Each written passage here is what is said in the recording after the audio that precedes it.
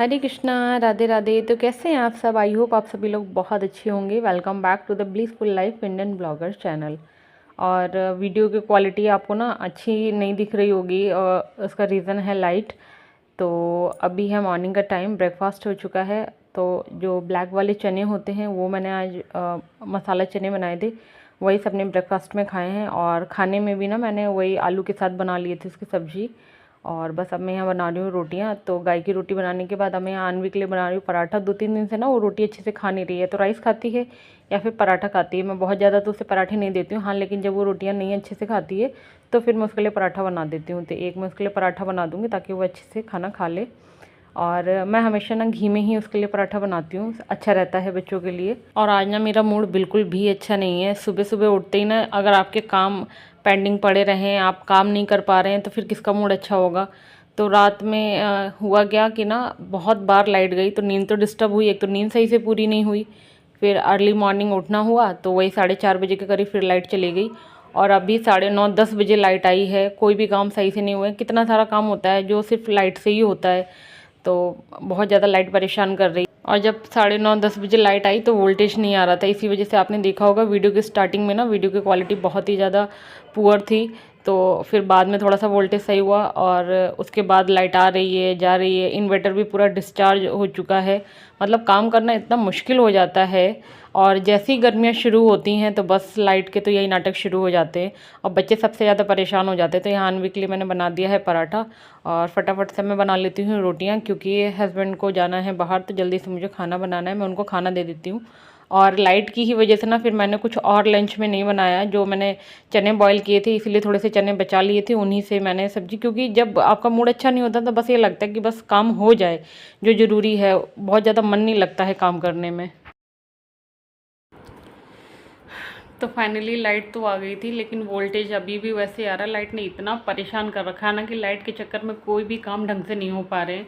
और अभी भी पता नहीं कितनी बार आने के बाद कितनी बार जा चुकी है लाइट। तो बहुत ज़्यादा परेशान कर रखा है लाइट ने।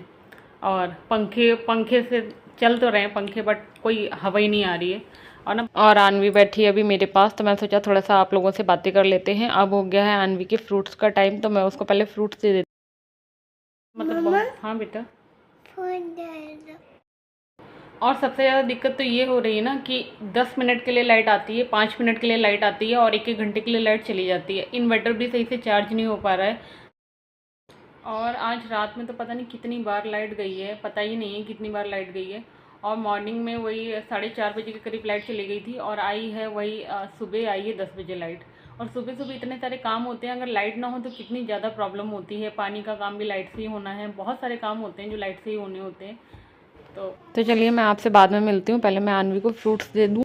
तो अब मैं सीधा आपसे मिल रही हूँ शाम को। तो शाम के चाय नाश्ता करने के बाद फिर मैं यहाँ वॉश कर रही हूँ कपड़े, जो कि मुझे कल वॉश करने थे, मशीन में वॉश करने थे। बट अगर लाइट का इशू हुआ कल भी तो फिर पानी की भी दिक्कत हो जाएगी और ये कपड़े मुझे कल वॉश करने पड़ेंगे, मेरा टाइम भी वेस्ट होगा। तो मैं सोचा आज रात में इनको क्लीन करके डाल देती हूँ, तो इसीलिए मुझे यहाँ से क्लीन करने पड़े।